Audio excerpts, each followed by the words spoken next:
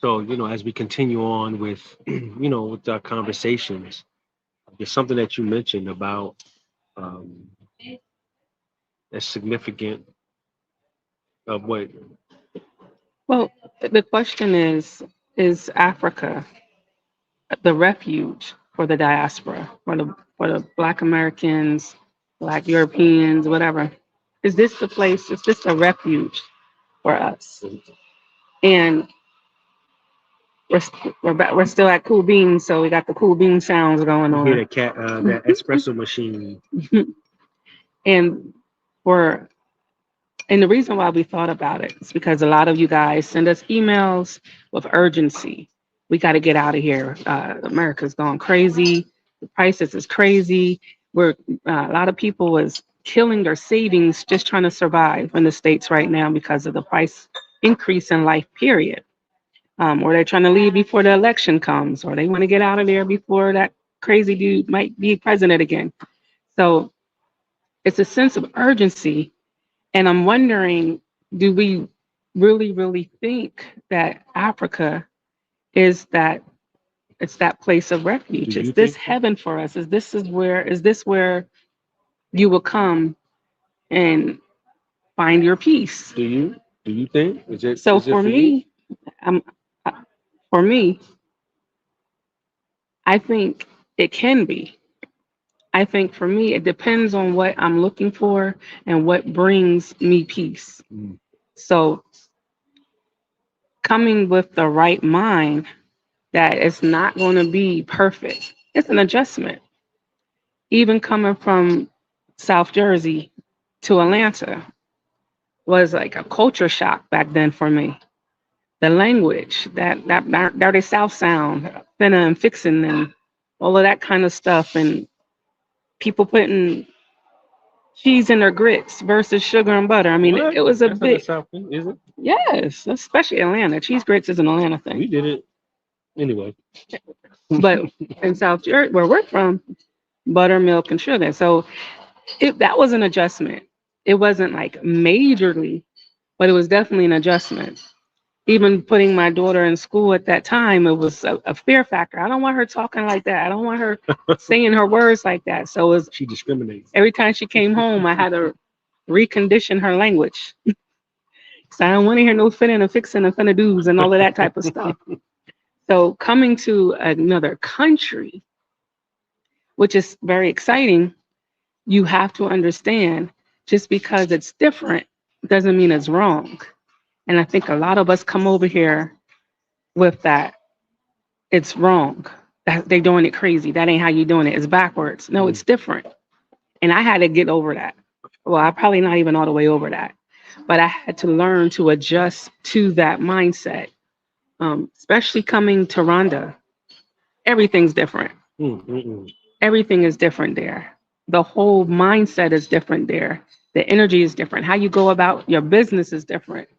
Um, Way different. way different. Way different. And so the adjustment was at times mentally frustrating, almost bringing you to tears, bringing me to tears because I'm confused. Like, why do they think like this? Why do they do this? Why do they do that? And I guess it's not for me to question this other culture, but how I'm adjusting to it was it was a hardship. So to me, that really determines,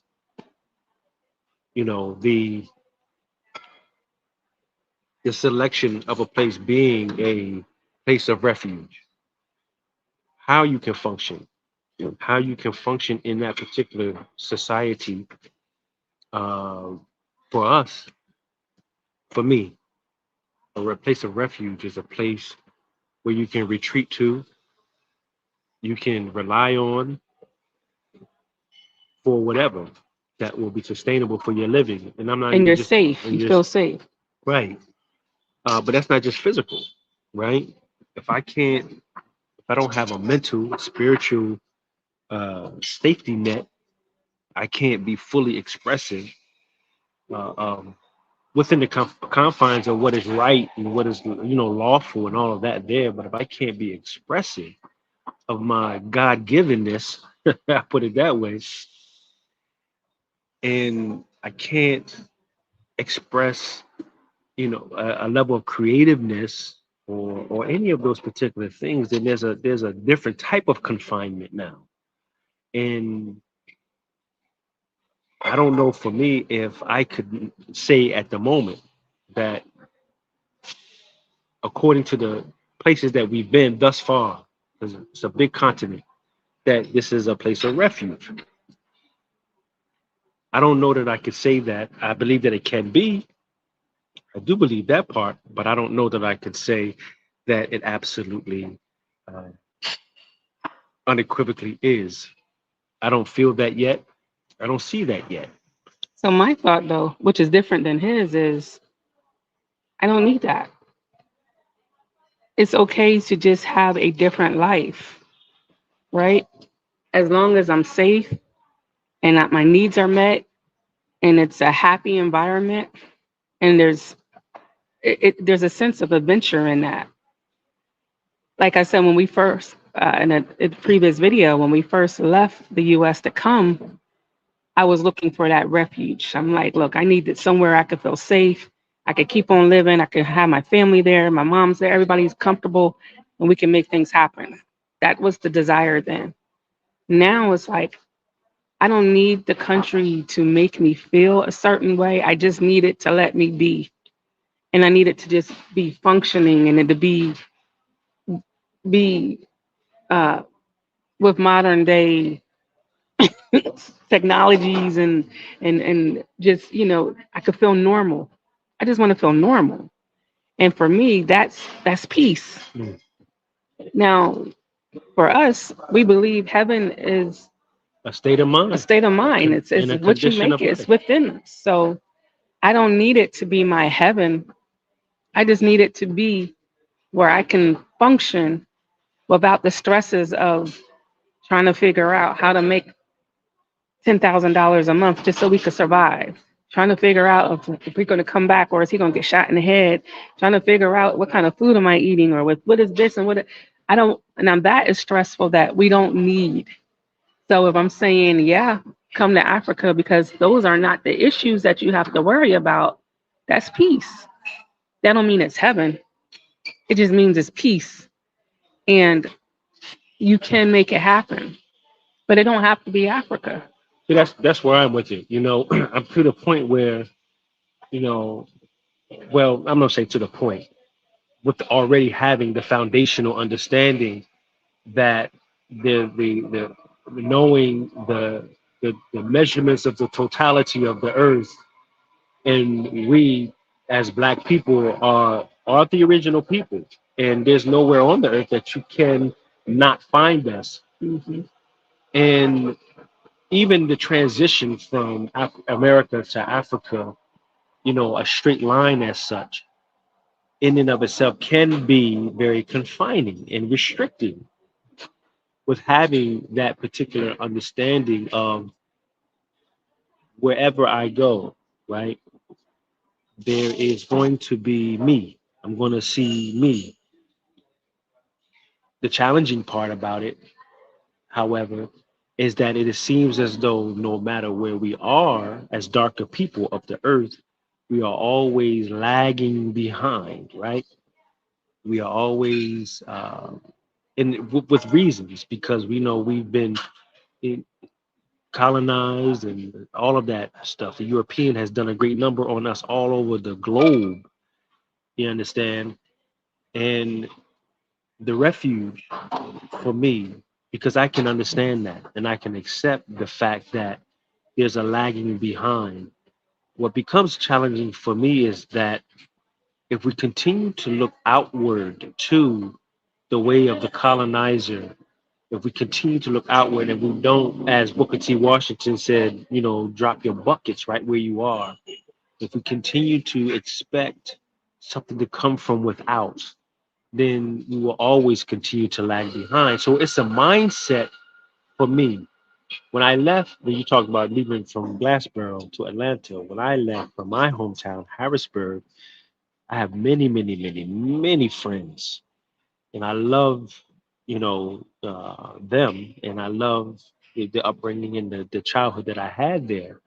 As I got older and began to, to develop and experience different things, what I began to realize is that is a mentality that exists there that I couldn't accept. I had to move forward. I had to place myself in an environment and a setting that will allow for me to continue with my growth and my development and my self-expression and all of that there. Much the same. Even leaving from America to Africa, same thing. It's a mentality, the mentality on both ends, the mentality of the oppressor and the mentality of the oppressed in confining and restricting, as we've stated and said. Coming to the continent, I'm seeing similarities there. I'm seeing that there is still oppression, and the oppression is coming not even just from a European mind or European mentality. It's even been adopted and adapted to among the locals, not in all cases, but in many cases. And so they become that poses a challenge for me in not really seeing it at the moment at this particular time as being a complete refuge. Physically, yes. I'm not in what we experience in America. um, Physically beautiful, mentally, uh, spiritually, emotionally, and all of those other things. I'm not too sure yet. I'm not too sure.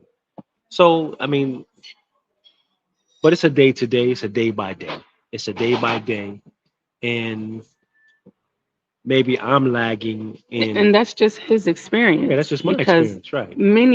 many people that come, this is heaven. This is peace. Hmm. We have people that have been planning for years to come. This is all they've been wanting to do. And they're finally about to make that happen. They're going to love it because in their minds, they already love it because this is something they've been working towards. And they put everything in place properly, the right way. So they're going to love it. They're not going to have the They may love it. obstacles of people that maybe that's trying to figure out how to make money while they're here. That causes another great frustration because you can't make African money and try to live the way you did in America. That's not going to It's happen. not going to happen. It's So not that going to creates a happen. whole nother mindset, a whole level of frustration. Again, people that have planned and they have savings, they're not going to be ones that is going to be trying to figure out how to make a business here. Business on the continent, that's a whole nother mental frustration because you're dealing with a different kind of mindset, different kind of business structure, Hmm. business mind.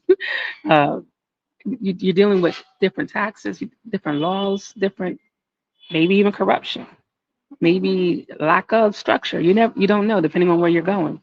So that's a totally different mind and different life that you're going to have for someone that, man, I have my retirement coming in. I'm a retired this and that. I don't have to work another day in my life. We straight on my money we got.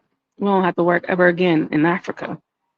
That's You're going to have a totally different experience and a totally different life than the average Joe Blow that's coming and we're like, okay, I got 10,000. I need to set up a little business. I need to get a little apartment. No, your life is going to be a lot more frustrating than that guy that has residual income every month. So it just depends on what you got going on. Can Africa be a heaven for you? Yep. Can it be a hell for you? Yep. Yep. I experienced both. So You just gotta find you. you, You you gotta you gotta, gotta find you gotta find yourself. mm-hmm, You gotta find what works best for you. yeah. You know, and all in all, to just automatically think that it's going to automatically be that may not be the case. It may, as my wife was saying, but it may not. So what we present to you is two sides of the coin. We present to you in our conversations that there are different perspectives, and having to be able to learn how to work accordingly, or live, I should say, accordingly to those particular things there. So, all right, that's our conversation. Um, we'll bring you more for sure. And I have some other things that we definitely want to be able to share and hopefully be enlightening for you all. All right. Peace and blessings.